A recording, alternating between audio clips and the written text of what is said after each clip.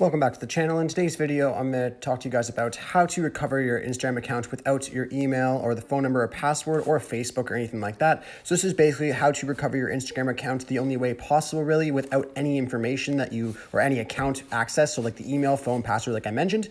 So it's very easy to do. All you have to do is send an email to Instagram support, basically giving them the information that you have and the account that you want to recover. So basically what you want to do is you want to create a new Gmail address first off.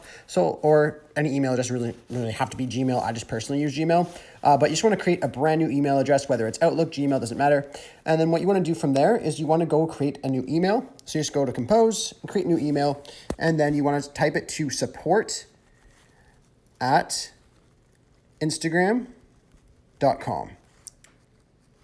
So you just want to make sure you type in support@instagram.com, and that's who you're going to be sending this email to. In the subject, you can just put account recovery. So just put account recovery. And then in the email, you could just put Dear Instagram. And you just put, I lost access to my account and I don't have any information such as the password or access to my old email.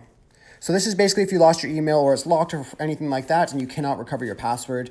So you just basically do that, and then they're going to come back at you with a response question. So they could just be like asking you about a certain thing to do with the account just to verify your identity. They usually do take about 48 hours to reply from experience, but it could be a bit longer because it is a real person you're going to be discussing it with.